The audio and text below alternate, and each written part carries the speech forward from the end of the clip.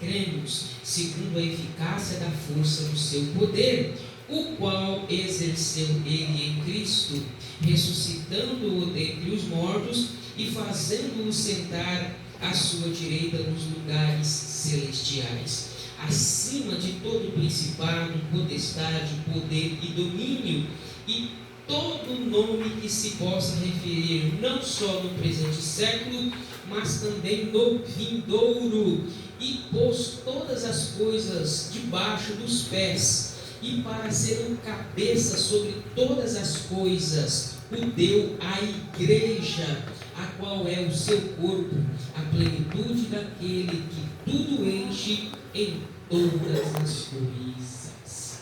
Amém? Graças a Deus. Irmãos, vamos aqui de forma bem simples tentarmos nessa noite, por meio da palavra de Deus, por meio do Espírito Santo, tentarmos entender aqui de fato, irmãos e irmãs, o nosso real propósito como igreja, o nosso significado, por que estamos aqui, o porquê fomos chamados por Deus para estarmos aqui como igreja. O capítulo de número 1, irmãos, ele se encerra aqui no versículo de número 23, e dos versículos 15 a 23 está ocorrendo algo aqui importante, algo interessante aqui, que eu gostaria de destacar para os irmãos nessa noite. É por meio desses versos aqui do versículo 15 a 23 que o Espírito Santo de Deus estará falando aos nossos corações, como esteve falando também às igrejas do primeiro século, em especial a cidade de Éfeso e as demais igrejas a qual essa carta ela pôde circular. Essa carta ela foi tão importante, irmãos, era tão importante que ela serviu para muitas igrejas mesmo. A mensagem dela, a mensagem da carta aos Efésios, ela é tão importante para nós, para os santos, para o povo de Deus, para aqueles que fazem parte da aliança, que essa carta ela não só serviu para a igreja de Éfeso, não, ela serviu para todas as igrejas. Então por isso que a gente chama ela, a gente vira ou mexe, vai falar, essa carta ela é uma carta circular. E muitas das vezes, irmãos, o nome da cidade era mudado, porque a carta era para ela, colocava lá Odisseia, colocava, porque a mensagem dela servia, irmãos, a teologia dela é muito importante para entendermos o nosso chamado como igreja, amém? E o nosso intento aqui, nessas noites de domingo, é fazer com que os irmãos entendam isso, diante daquilo que a gente já começou a falar para os irmãos desde a semana passada, a partir dos versos 1 até os versos de número 14, que nós somos abençoados, já fomos abençoados, temos sido abençoados. Por quê? Porque a gente já está reinando com Cristo. Porque nós somos abençoados? Porque nós já estamos assentados com Cristo nas regiões celestiais. Isso é maravilhoso.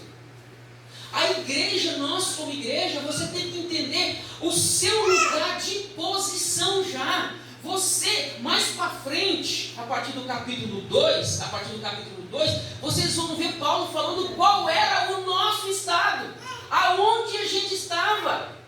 E no capítulo de número 1, ele já introduz onde nós estamos hoje, onde nós estávamos e onde nós estamos hoje. Nós somos abençoados. Eu já disse para os irmãos que nós evangélicos precisamos redefinir o nosso conceito de abençoado, de bênção, correto? O conceito cristão, bíblico de ser abençoado é porque esse povo que foi chamado por Deus, que foi escolhido por Deus, já está assentado com Cristo, na onde? Nas regiões celestiais. Nós já estamos reinando com Cristo, e essas bênçãos, Paulo fala que elas são bênçãos espirituais para as nossas vidas. É maravilhoso e glorioso para nós cristãos. Porque, irmãos e irmãs, nós somos abençoados, temos sido abençoados por Deus, porque a igreja ela é esse corpo, correto? A qual o cabeça é Cristo, correto? O cabeça é essa imagem aqui que Paulo vai usar muito aqui, esse linguajar metafórico aqui, da igreja como corpo, e mais para frente a gente vai ver isso, a qual Cristo é o cabeça e a igreja é o corpo. Olha, Cristo não venceu e se assentou à destra de Deus Pai? Sim ou não? Sim. Amém? Vamos tentar trazer os irmãos aqui para dentro do texto. Se Cristo venceu e se assentou à destra do Pai, Cristo é o cabeça e a igreja é o...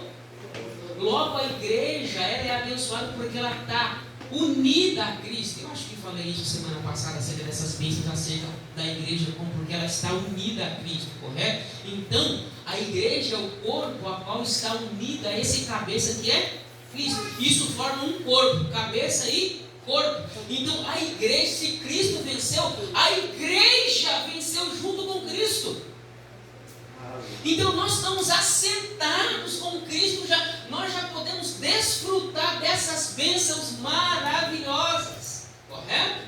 Cristo venceu, a igreja também venceu. Cristo está sentado à destra de Deus Pai, a igreja está sentada. Por quê? Porque a igreja é o corpo de Cristo, é o cabeça, essa união. Não existe corpo sem cabeça. É a história que existe mula sem cabeça, mas não existe igreja sem cabeça. Correto? A igreja tem um cabeça, que é Cristo. Amém? E essas bênçãos, elas podem ser ainda mais detalhadas, especificamente no capítulo 1, retomando aí, a partir dos versículos 3 até os versículos 14, nos dizendo, queridos irmãos e irmãs, o quê? Que nós somos abençoados, nós fomos abençoados, irmãos, por quê? Porque nós fomos escolhidos por Deus.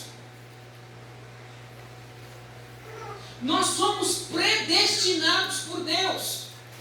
Nós somos adotados.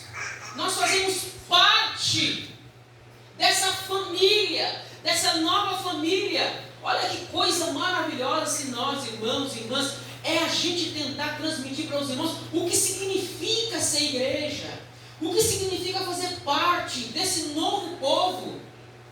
E é interessante, irmãos, que nós somos abençoados porque já estamos assentados com Cristo nos lugares celestiais. Nós somos abençoados porque Deus nos escolheu. Glória a Deus. Deixa eu fazer uma pergunta para você.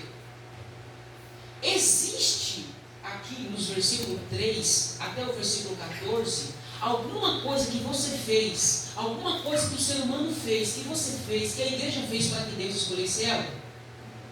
Existe alguma coisa? Não existe nada. Quem escolheu foi quem? Foi? A pergunta que você tem que se fazer todos os dias ao você se levantar é: por que Deus me escolheu? Por que Ele não escolheu fulano? Por que Ele não escolheu Beltrano? E essa escolha dele, ela não foi agora, nessa existência, foi em outra existência, em tempos eternos. Ser abençoado por quê, irmão? Porque a igreja é abençoada. Porque você é um povo abençoado. Porque Deus te escolheu. E essa escolha não foi porque você fez alguma coisa, eu fiz alguma coisa, não. Essa escolha foi um ato puro do amor dele para com você, para com este povo que se chama igreja. Ele te escolheu para que você fosse santa, santo e fosse achado irrepreensível na presença dele. Ele não só te escolheu, mas Ele te predestinou. Nós somos abençoados por todos esses motivos. Deus nos escolheu, Deus nos predestinou, e Ele nos escolheu e nos predestinou para que você fosse filho dEle, Aleluia, Jesus. Por isso que você é abençoado. Por isso que você é abençoado. Só por você, meu irmão, minha irmã, ser filho de Deus, você é abençoado. Então a igreja, ela traz consigo, você não pode perder isso de vista. Porque Paulo, no versículo 3, a gente falou com os irmãos, começa naquela doxologia lá, louvando, engrandecendo o nome do Senhor Deus Todo-Poderoso. Agora vocês estão entendendo porque ele glorifica, exalta, transborda diante de Deus, por causa dessa escolha, por causa dessa eleição, por causa dessa filiação. Nós fomos eleitos, nós fomos escolhidos, nós fomos adotados para fazer parte dessa família. Amém, gente? E tudo isso a gente não precisou fazer nada. Tudo isso é por causa do bom propósito dele, do amor dele, porque ele quis assim, porque ele te escolheu, porque ele te chamou, porque ele te vocacionou, porque ele te elegeu. Foi por causa do amor dele, da graça dele, da misericórdia dele, do bom propósito dele, da vontade dele para a sua vida. É por isso que você tem que entrar na presença de Deus assim, que luta, que nada, que isso daí, meu Deus, os planos de Deus, a herança de Deus, as bênçãos de Deus é muito maior. O bom propósito de Deus para a sua vida é bem maior, muito maior. Está claro isso, irmãos e irmãs?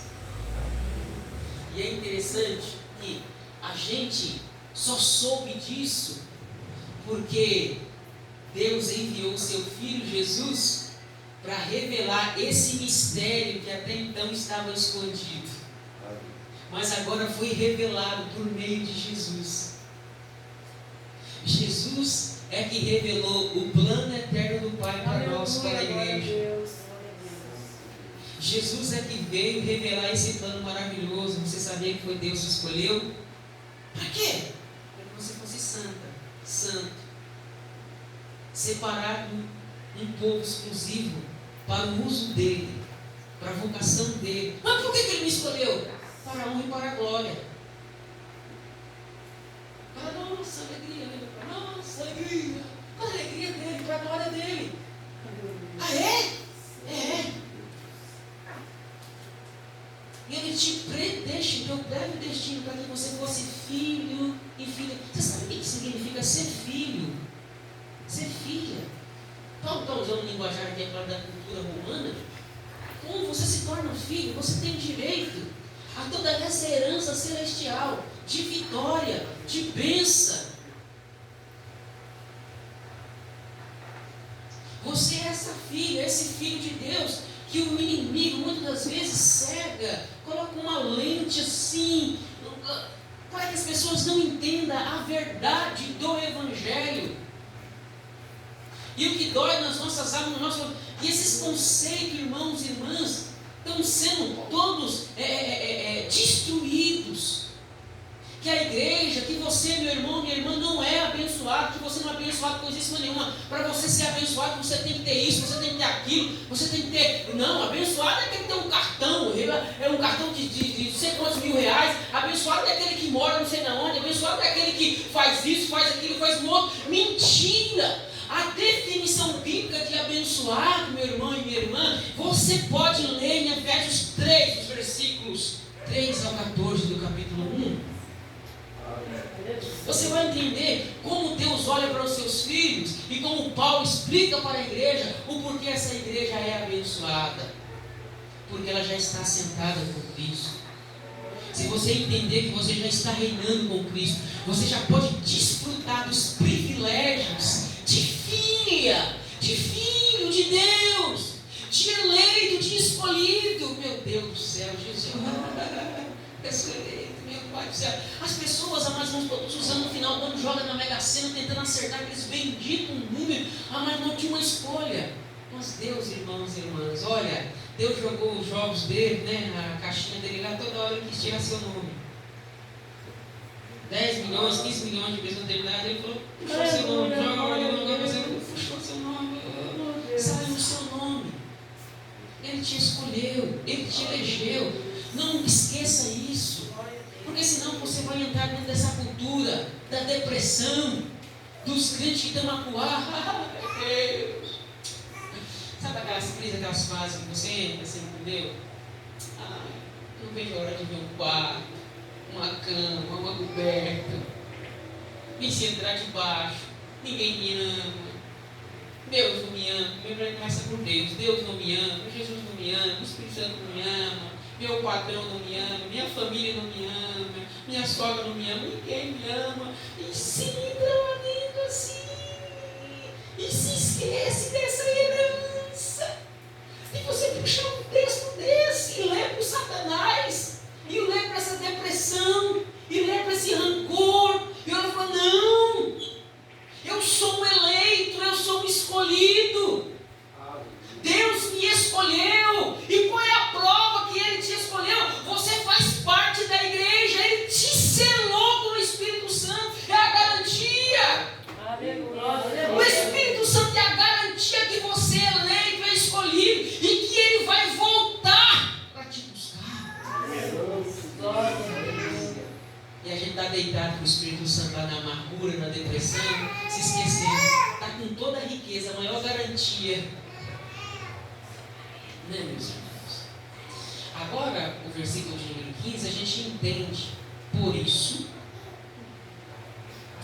isso agora, do versículo 15, por isso, diante de tudo o que Paulo falou, dos versículos 3 a 14, Paulo começa a fazer algo maravilhoso agora. Paulo começa a fazer algo maravilhoso. E eu gostaria que você refletisse nessa noite, irmãos e irmãs,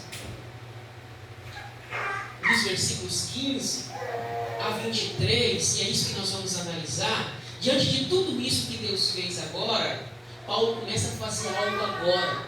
Paulo começa a fazer algo. E é muito claro isso em outras cartas dele, em outras epístolas dele. Ele faz isso também, não é verdade? Ele faz muito isso também. E nos versículos 15 a 23 aqui, Paulo começa a fazer algo. Paulo começa a fazer algo diante de tudo isso que Deus fez. E não tem uma obra sua aqui, não tem um mérito meu, não tem nada seu aqui no versículo 3 ao 14. Tudo é Deus fazendo, é o Filho executando, é o Espírito Santo, não tem nada aqui. E por isso, no versículo de número 15 a 23, Paulo começa a fazer algo maravilhoso, que está faltando em nossos dias. E é isso que eu quero chamar a tua atenção, para que você volte a praticar essa disciplina que é importante. É uma disciplina espiritual que muitos crentes, não sei se abandonaram, mas eu não sei se é difícil, ou pode ser também que eles não entenderam o que significa. Mas essa disciplina é importante na vida do cristão. Diante de tudo que Deus fez, diante da escolha para ser santo, irrepreensível, diante de uma predestinação para sermos filhos de Deus, diante da obra do Filho que Ele realizou na cruz do Calvário por nós, diante do selo do Espírito, que é a garantia, que é o penhor, Paulo fala, por isso ele olha para a igreja e fala assim, não, Paulo agora começa a fazer o quê? Ele começa, irmãos e irmãs, a orar. Ele começa a orar. E ele começa a orar. Ele começa a orar. E é isso que a gente vai ver.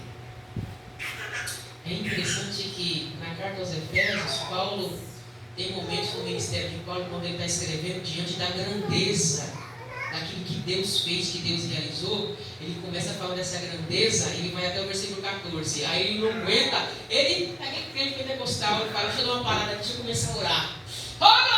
Irmãos, ele começa a orar. Na carta aos Romanos, ele vai naquela pegada até o capítulo 8. No capítulo 8, lá ele não ora, lá ele começa a cantar. Oh, profundidade das riquezas, tanta sabedoria, como do conhecimento de Deus, como insondáveis são os seus caminhos, impenetráveis são os seus caminhos, e em conhecer a mente do nosso Senhor. Oh, quem primeiro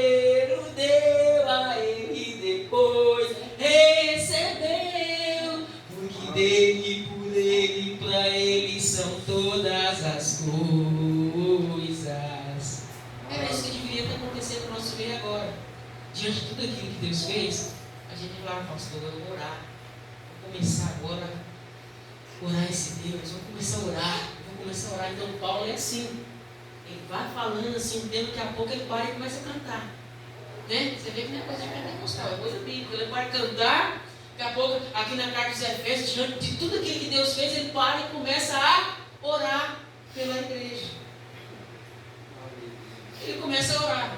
Amém? É isso que a gente vai ver. Comprometido com os irmãos. Por isso, também eu tenho ouvido a fé que há entre vós no Senhor Jesus e o amor para com todos os santos. Esse é um linguajar que não é desconhecido por vocês. Lembra da carta que a gente viu lá em 1 Tessalonicenses? Paulo, tenho ouvido acerca de vocês? Paulo também faz isso aqui. Por isso eu tenho ouvido a fé que há entre vós no Senhor Jesus e o amor para com todos os santos. Paulo está ouvindo falar acerca do quê? Eu tenho ouvido falar acerca da fé que vocês têm no Senhor, a confiança que vocês têm no Senhor Jesus e o amor para com os santos. Irmãos, essa questão do amor na igreja de Éfeso é muito séria. Ela é lembrada lá na carta do Apocalipse, né? Quando manda voltar a praticar essas primeiras obras, Paulo está dizendo naquele capítulo que essa igreja era uma igreja o quê? Era uma igreja que confiava no Senhor, correto? Era uma igreja que os irmãos amavam uns aos outros. Mais para frente lá, essa igreja é exortada a voltar a praticar o quê? As primeiras obras. Que coisa, não? Aí o Paulo, ouvindo falar dessa fé e desse amor dos irmãos, diz assim no versículo 16: não cesso de dar graça por vós, fazendo menção de vós nas minhas orações. Paulo não cessa de dar graças a Deus pela vida daquela igreja, não cessa, e ele faz menção dos irmãos na oração. Irmãos, aqui está uma disciplina espiritual que a gente já abandonou. Uma dessas disciplinas, irmãos e irmãs, é a gente orar pela igreja. E a gente orar pela igreja. A gente deve, irmãos e irmãs, estar em oração, não só por nós mesmos, não só por você, mas pela igreja, pelo povo de Deus. Paulo era uma pessoa, ele era um apóstolo que estava sempre em contínua oração, orando pela igreja, orando pelas comunidades. Você vê que essa é uma disciplina que a gente não pratica muito, é a oração.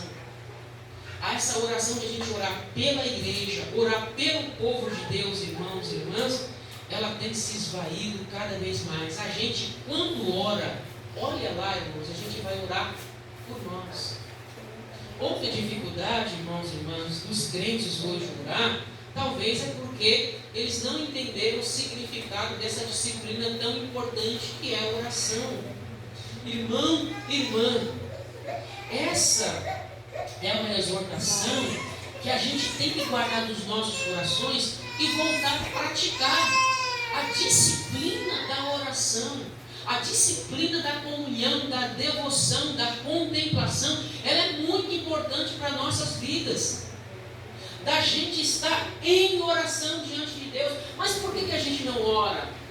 É porque é ruim? É porque é difícil? Ou porque a gente ainda não entendeu a importância de estar diante de Deus em oração? E a oração aqui, irmãos e irmãs, a igreja aqui, ela é convidada, assim como nós, irmãos e irmãs, o apóstolo Paulo faz aqui, fazendo menção de vós nas minhas orações. Então nós devemos orar em favor da igreja, do corpo de Cristo, desse povo a qual Deus escolheu, predestinou para ser filho dele. E a oração de Paulo aqui, qual que é a oração de Paulo? Como é que é essa oração? Olha o que Paulo está orando aqui, irmãos e irmãs. Ele começa a orar, e ele começa a orar pela igreja. Ele começa a orar por esse povo a qual Deus escolheu, predestinou para ser filho dele. ele começa a orar da seguinte maneira: eu não esqueço de dar graças a Deus por vós em minha oração. Para que, versículo 17, para que o Deus de nosso Senhor Jesus Cristo, Pai da glória, vos conceda espírito de sabedoria e de revelação no pleno conhecimento dele. Paulo está orando aqui pela igreja, dizendo assim: irmãos, eu estou orando por vocês, e eu oro por vocês para que Deus dê o quê? Espírito de sabedoria e conhecimento acerca de quem? Acerca de Cristo, acerca dele. Por que essa oração ela é importante, irmãos? Porque nós, como igreja, precisamos entender, ter essa sabedoria, esse entendimento. Eu oro para que a igreja tenha essa sabedoria, esse discernimento, esse entendimento acerca do que Cristo fez por eles, do que Cristo fez por vocês, do que Deus fez por vocês, do que o Espírito Santo fez por vocês, e tudo aquilo que ele acabou de falar, dos versículos 3 a 14. Vocês precisam ter esse entendimento, essa sabedoria, para que o Deus, Pai de nosso Senhor Jesus, conceda um espírito de sabedoria, esse espírito de sabedoria e de revelação. Revelação aqui no termo grego é no Apocalipse, ou seja, olha, o Apocalipse é levantar o véu, ou seja, levantou o véu, estava escondido, aí Deus deu o Apocalipse. O que é o Apocalipse? Apô, ou seja, tirar, ou seja, é levantar e mostrar aquilo que estava oculto, escondido. Esse é um Apocalipse, esse espírito de sabedoria, sofia, no grego, ou seja, entendimento, prudência para o que Deus fez. Vocês precisam ter esse entendimento, esse espírito de sabedoria e de revelação no pleno conhecimento de Cristo, o que Ele fez por vocês, do que Deus fez por vocês. A igreja precisa ter essa sabedoria, ter esse entendimento de que esse povo, a qual Deus escolheu para ser santo, Deus escolheu esse povo, essa igreja, para ser santo, predestinou esse povo para ser filhos de Deus. E Paulo ora para que vocês tenham entendimento e sabedoria, para que isso, o que Cristo fez, a obra dele na cruz do Calvário, e tudo isso Deus só realizou por meio de quem? Por meio dele. Versículos anteriores, como a gente falou semana passada, no amado. Esse amado é Cristo. Precisa ter esse entendimento, essa sabedoria do que Cristo fez por você, meu irmão. É muito raso hoje você chegar com os evangélicos, a grande maioria é o seguinte: Jesus, ele morreu na cruz do Calvário por mim, e não vai passar disso. O que Jesus fez por você? Morreu na cruz do Calvário por mim, morreu na cruz do Calvário por mim e vai me salvar. Mas você está vendo que o mistério que foi revelado por Deus, ele é muito maior. Esse mistério que foi revelado em Cristo diz que você é o povo, é a pessoa que Deus escolheu antes dessa existência. É plano da Trindade, é um plano eterno, é um plano anterior. Vocês precisam ter essa ciência, esse entendimento, essa sabedoria. E esse Apocalipse, na verdade, foi revelado por meio dele. Amém? Paulo continua orando ainda no versículo 18, pedindo para que os vossos olhos sejam iluminados, iluminando os olhos do vosso coração, para saberes qual é a esperança do seu chamamento. Paulo está chamando a atenção aqui dos irmãos, assim: irmãos, eu estou orando por vocês, eu oro pela igreja. Por quê? Para que essa igreja, ela tenha sabedoria, espírito de sabedoria, de revelação, pleno conhecimento do que Cristo fez por ela. Não só isso, mas também ele pede para que o Espírito Santo ilumine os vossos olhos do vosso coração. Iluminar os olhos do coração. Como assim? O coração tem olho? Como assim? Iluminando os olhos do vosso coração, para saberes qual é a esperança do seu chamamento. Qual é o chamamento da igreja? Qual é a esperança da igreja? Porque Deus quis, irmãos, a igreja não é algo que surgiu agora. A igreja é algo que surgiu na eternidade. É um plano eterno de Deus. E o chamamento, o chamado dessa igreja, irmãos, ela antecede a temporalidade. É atemporal. E esse chamamento, irmãos e irmãs, ele é importante para nós. Por quê? Para que você entenda qual é a sua vocação, qual é a vocação da igreja. No final, a vocação da igreja, o chamado da igreja, ele é para quê? Ou para quê? Iluminando os vossos olhos, o vosso coração, para saberes qual é a esperança do seu chamamento, qual a riqueza da glória da sua herança nos santos. Ou seja, o chamamento da igreja aqui, irmãos, é ser herdeira junto com Cristo. Ou seja, essa igreja, a vocação dela, ela foi escolhida para ser adotada, para ser filhos e filhas de Deus.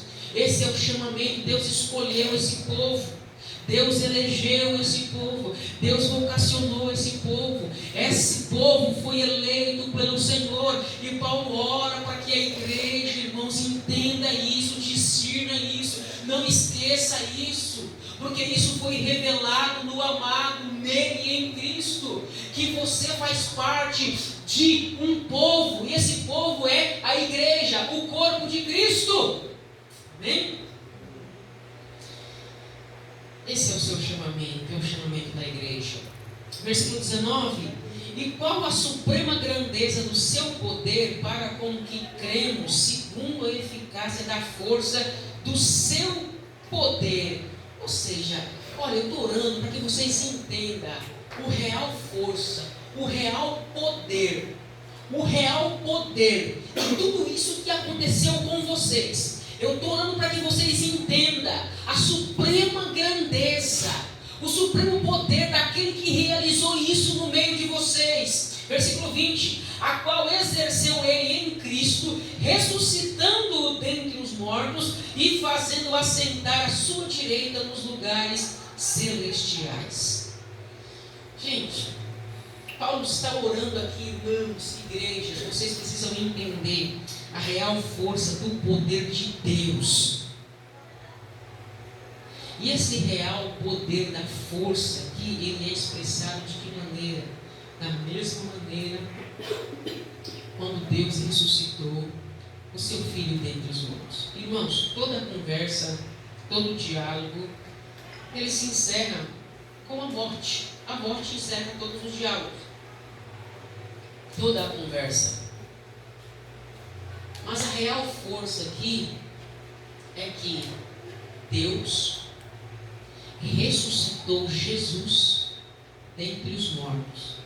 A real força, o real poder aqui, irmãos e irmãs, que Paulo está mostrando para a comunidade aqui, após a carta ela vai se espalhar, é que Deus ressuscitou o seu Filho dentre os mortos. Jesus ressuscitou. Jesus ressuscitou. E olha o linguajar, a qual ele exerceu em Cristo, ressuscitando dentre os mortos, fazendo-se assentar à sua direita nos lugares celestiais. O que Paulo está dizendo aqui?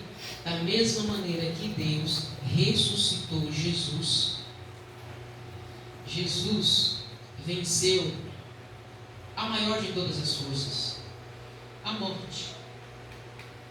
Nenhum ser humano, depois de morrer, tem a capacidade de se ressuscitar, de se levantar e de vencer a morte, porque todos morreram, estão mortos. Mas Deus ressuscitou o seu Filho Jesus. Ou seja, nós servimos um Deus que tem poder sobre a morte.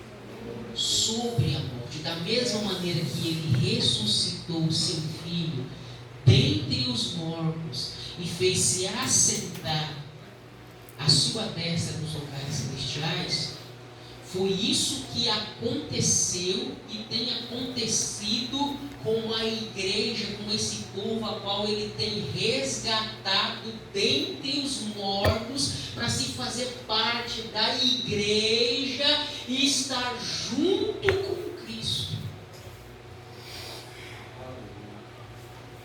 No capítulo 2, isso vai ficar mais claro, com o linguajar de Paulo, que todos nós estávamos mortos nos nossos delitos e pecados. Mas Deus, segundo a riqueza da sua graça, nos ressuscitou, ou seja, nos deu vida. E quando Ele nos deu vida, Ele nos fez assentar junto com Cristo nos lugares celestiais. Então, nós servimos um Deus que Ele tem poder sobre a morte. Não é isso que está dizendo aqui? Se assentar à sua direita nos lugares celestiais. Veja bem, o Senhor tem um poder sobre a morte, correto? Sobre a morte. Esse mundo, irmãos, é um mundo de mortos. O mundo a qual nós vivemos é um mundo de mortos. Você por você mesmo. Esse mundo a gente olha, irmãos, como um cemitério. O linguajar que eu posso usar é um cemitério de pessoas mortas. E é interessante, não, mas está todo mundo vivo aí, mas eles estão mortos espiritualmente. Eles não conseguem refletir, eles não conseguem enxergar, porque estão mortos. A menos que uma força maior os ressuscite, faça com que as escamas caiam dos olhos deles e os desperte para a vida em Cristo.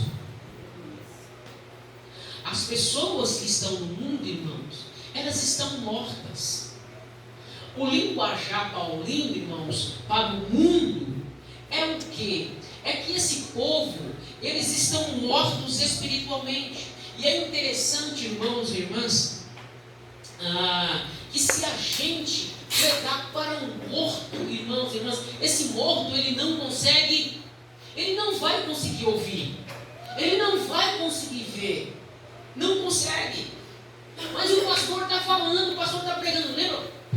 A igreja, irmãos e irmãs, que está nesse mundo, a igreja, ela tem que pregar o evangelho, e esse evangelho, quando é pregado, exerce essa força, esse poder do que? De ressuscitar essas pessoas. E esse poder, ele é concedido, ele é dado por Deus às pessoas, irmãos e irmãs, a qual o Espírito Santo de Deus opera no coração delas, segundo a vontade daquele a quem a escolheu. É interessante, queridos irmãos e irmãs, que o Senhor, tendo esse poder, é Ele que tem esse poder de ressuscitar, de fazer que esse poder seja trabalhado na vida. Não é eu nem você. Eu confesso que eu já frustrei muito na minha vida, porque eu acho que eu, na base do ensino, na base da pregação, na base de sentar, conversar, tentar fazer um morto entender a pregação do Evangelho, tentar ensinar ele. Bom, vamos pegar aqui. Você pega um morto, vamos pegar um exemplo aqui, vamos pegar um morto. Quem já viu um morto aí, diga amém?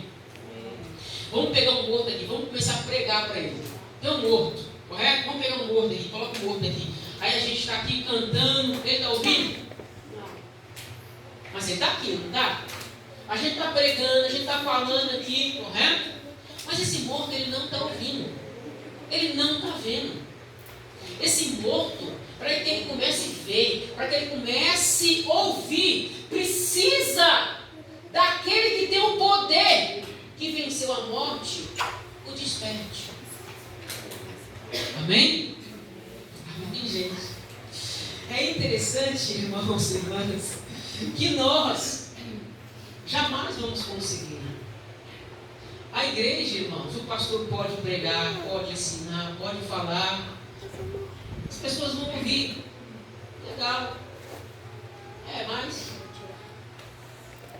essa pessoa está naquele estado está em um estado de morte, a qual ele não consegue discernir, não consegue entender, não consegue filtrar aquilo.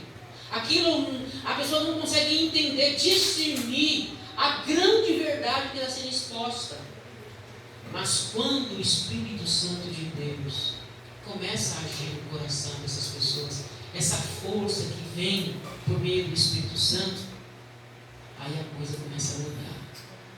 Aí a pessoa começa a entender o plano de Deus, a história de Deus, o que o Filho dele, Jesus, fez por essa pessoa. É interessante, irmãos e irmãs, que o Senhor tem esse poder de vencer não só a morte, e nos colocou esses a qual Ele despertou para se assentar nos lugares celestiais, mas o poder, Ele ora também aqui no versículo 21, esse poder dele está acima de todo principado, potestade, poder e domínio, e de todo nome que se possa referir não só no presente século, mas também no vindouro. Ou seja, o poder aqui do nosso Deus, irmãos e irmãs, ele está acima de todo domínio, principado, potestade. Ou seja, lembra lá do linguajar que se fala muito hoje, né? Que existe uma briga de Deus com Satanás. Não, isso aí, irmãos, não existe no linguajar bíblico. Amém? O Satanás, o demônio, o capiroto, como você queira qualificar ou chamar, sei lá, irmão, não existe essa briga entre Criador e criatura. Espero que isso tenha ficado claro. O Senhor é aquele que tem o poder sobre todo principado, potestade, domínio. O Senhor é o Senhor que reina sobre tudo e sobre todos. Essa batalha não existe. Não precisa ficar com medo de não sei o que, medo daquilo outro, sei lá. Tem crente que tem um pesadelo à noite, ele já nem levanta para tomar água, o outro faz uma macumba, o outro tem medo, não sei o que. É que não leu a carta aos Efésios, nem a carta aos Colossenses. Precisa ficar claro que o nosso Senhor ele está acima de todo principado, potestade. Isso está falando, irmãos, do mundo angelical, dos principados, dos poderes, anjos criados, anjos caídos. Todos esses seres, irmãos, estão sujeitos, todo o cosmo se dobra diante daquele que venceu a morte. Todo o cosmo se curva, a natureza, os animais, seres animados, inanimados, todos se curvam diante daquele que é Criador. Não existe outro nome acima desse nome, Paulo fala. Não existe nenhum nome no céu, na terra, debaixo da terra. Não existe. Aleluia, glória a Deus. Versículo de número 22. E pôs todas as coisas debaixo dos pés, para ser o cabeça sobre todas as coisas. Ou seja, olha, eu não sei se os irmãos estão conseguindo pegar o fio da meada aqui, como diz aí o linguajar, mas olha que coisa interessante. O Paulo está orando, depois de toda a obra aqui, esse mistério que Cristo foi revelado, esse mistério que foi revelado, desse plano redentivo de Deus, na história que foi revelada em Cristo. Depois de tudo isso, Paulo começa a orar, fala, eu vou orar, correto? E na oração dele aqui, o que ele está fazendo aqui? Para que os crentes tenham o quê? Sabedoria, esse espírito de sabedoria e entendimento, correto?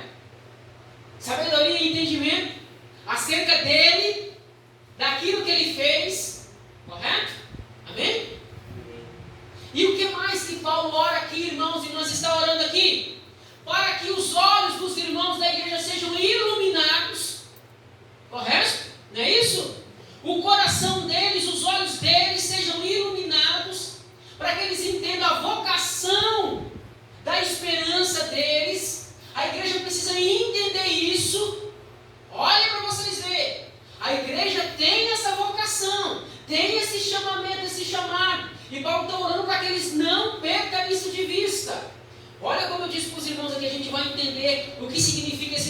igreja. É interessante que Paulo continua orando aqui para que os irmãos entendam, a igreja entenda, que Cristo, Ele é o cabeça da igreja e Ele tem esse poder, correto? E esse poder, Deus o ressuscitou dentre os mortos.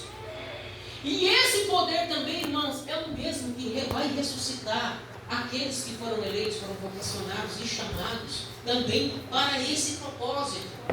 A igreja precisa entender que o que ressuscitou ela foi esse poder, essa dádiva de Deus. E esse poder que a igreja, que ressuscitou a igreja, está acima de todo domínio, poder, potestade. Amém? A igreja precisa entender isso.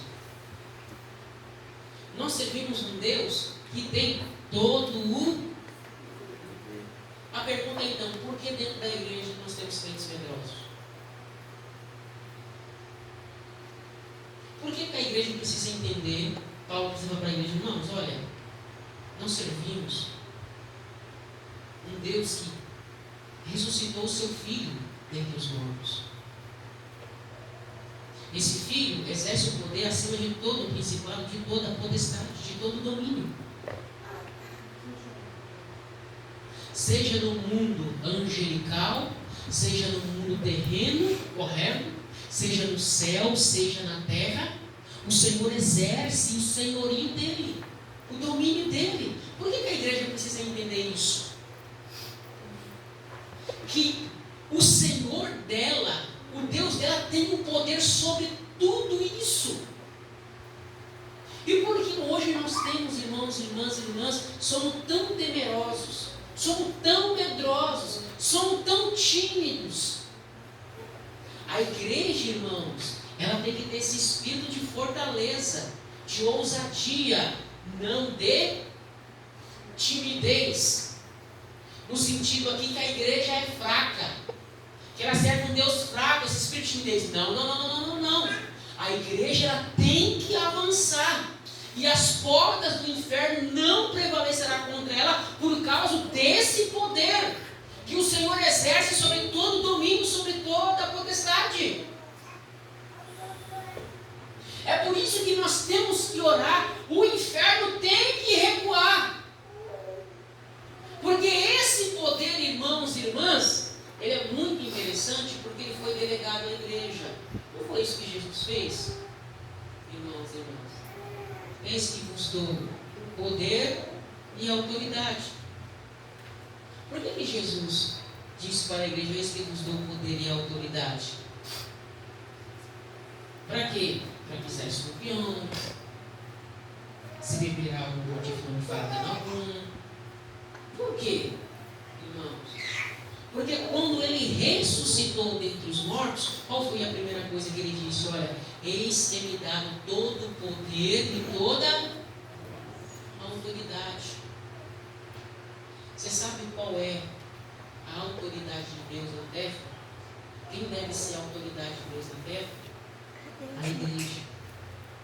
A igreja é a autoridade de Deus na terra. A igreja é essa embaixada de Deus na terra. Como é que Deus exerce o seu poder no mundo? Por meio da igreja. Deveria ser exercido por meio da igreja. Porque essa é a vocação da igreja. Esse povo santo, escolhido por Deus, como filho dele, como representante dele na terra, é a igreja. Essa igreja deve se parecer mais com o seu pai do que com o seu entorno. E ela exerce esse poder, essa autoridade, porque ela se parece, porque ela é filhos e filhos de Deus. E como filho, você tem a autoridade do pai para exercer nesse mundo. É por isso que todo principado e potestade aqui, irmão, está debaixo do senhorio do nosso Deus. Ele está acima de todo principado, potestade, poder e domínio, e de todo o nome que se possa referir não só no presente século, mas também no vindouro. Ou seja, a igreja, irmãos, ela tem a sua vocação nesse mundo. E é interessante, irmãos, que todo principado, toda potestade, todo domínio, irmãos, todo cosmo, todo universo, é interessante no versículo 21, versículo 22, e pôs todas as coisas debaixo dos pés, para ser o cabeça sobre todas as coisas. Ou seja, é interessante que todas as coisas estão debaixo do pé de quem? O linguajar aqui é um linguajar metafórico, tá? Não é que Deus está lá.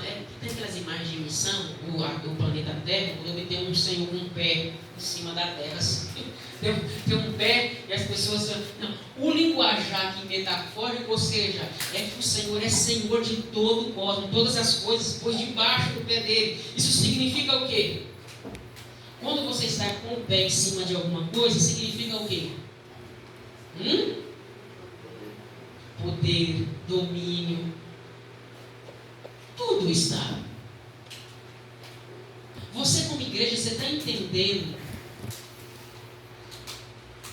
Eu pelo menos estou tentando, para você entender essa expressão no mundo que se chama igreja. O Senhor colocou todas essas coisas debaixo do seu, não é debaixo dos seus pés, à direita, não. Como debaixo, para exercer a autoridade, ele colocou, ele é Senhor, colocou todo o cosmos debaixo dos seus pés, tudo está debaixo dos pés dele, correto? Está debaixo dos pés dele. Aí o versículo continua dizendo assim: para ser o cabeça de todas as coisas, e o deu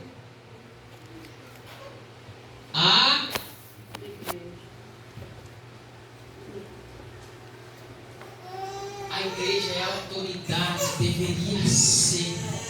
Irmãos e irmãs, se nós como cristãos entendêssemos a nossa vocação nesse mundo, o porquê Deus nos elegeu, o porquê Deus nos escolheu, irmãos e irmãs, o Senhor colocou todas as coisas debaixo dos seus pés para ser o cabeça de tudo. Ele é o cabeça, e como o cabeça, ele deu ao seu corpo, que é a igreja. A igreja deveria ser a voz profética de Deus nesse mundo. A igreja deveria estar em todas as áreas, atuando em todas as áreas do mundo, porque todas as coisas estão debaixo do pé de Cristo. Ele exerce o senhorio sobre todas as coisas.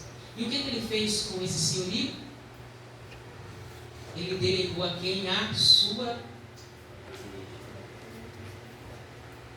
representante, que é a igreja.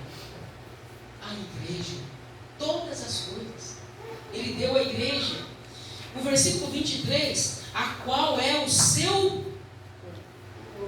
Aqui nós começamos, Paulo agora começa a usar de vez esse linguajar agora. A igreja, ele é o quê? Ele é o corpo de Cristo. Quem sabe o que é um corpo aí? Todo mundo já viu um corpo, não já?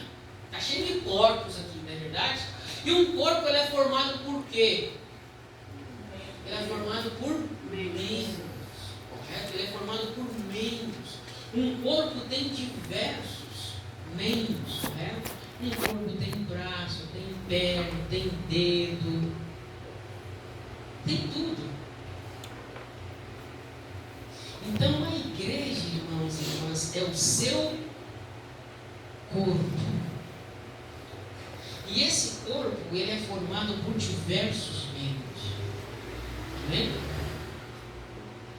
Agora a pergunta é se nós somos ou fazemos parte, ou se somos parte desse membro, que é o corpo de Cristo, a qual é o Cristo é o cabeça, a igreja é o corpo. Então a igreja está ligada a Cristo.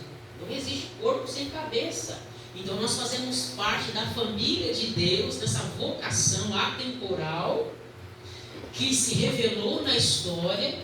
Nós somos esse corpo de Deus. Olha para você ver, Jesus está na onde? Jesus não está no céu? Sim ou não? Ele é Deus, mas está em todo lugar. Nós vamos usar um linguagem para que vocês entendam. O cabeça está no céu, mas o corpo está na onde? Correto?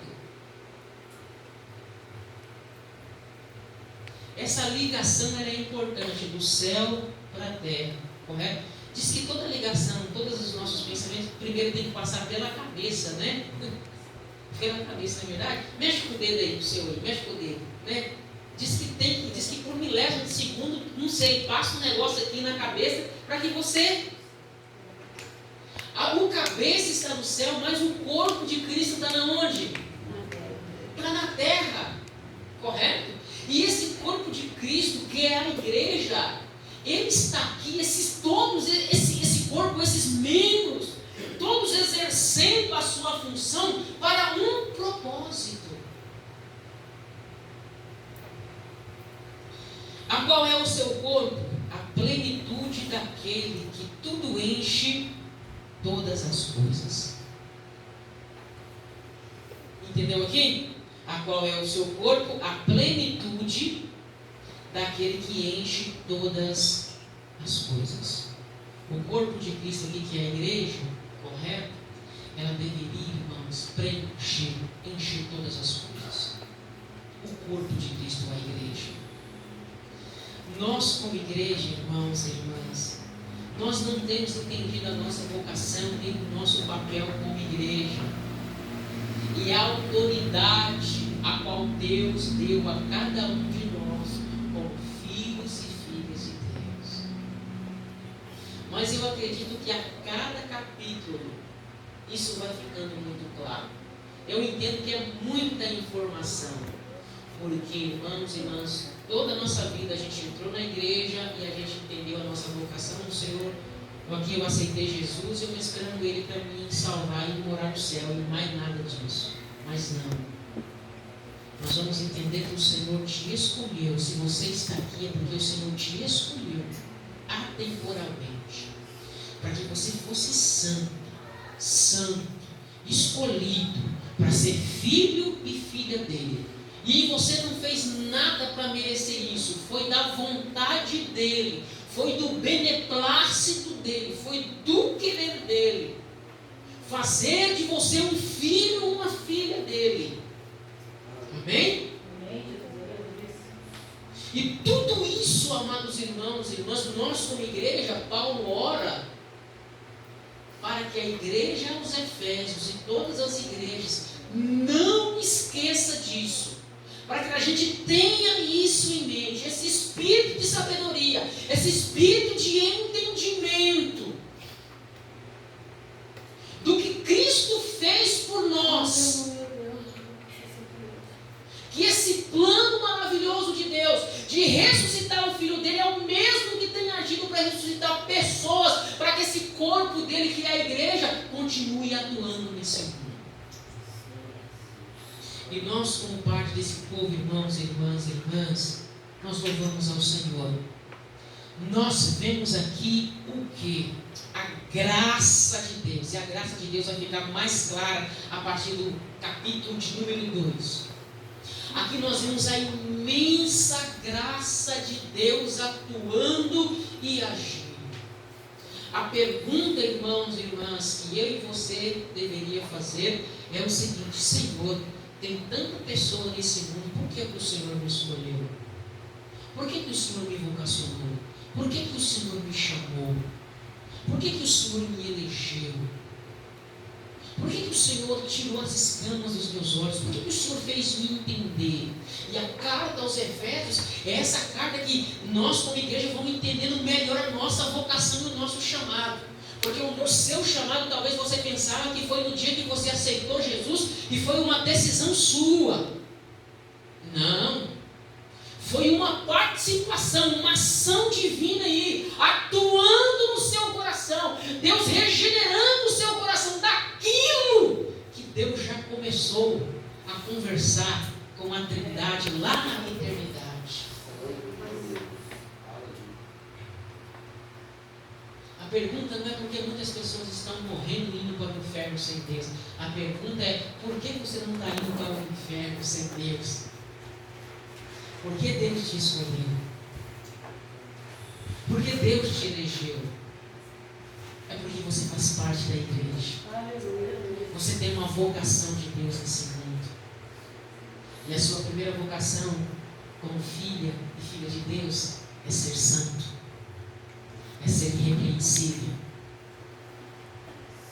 Amém? Não perca isso de mente. Porque senão você vai ficar dentro da igreja e as pessoas estão perdidas. Elas não sabem qual é a vocação dele, a vocação dela. Ser santo, ser separado. Ser filho, filha de Deus. Amém, gente? Semana que vem a gente começa a falar sobre o nosso estado nessa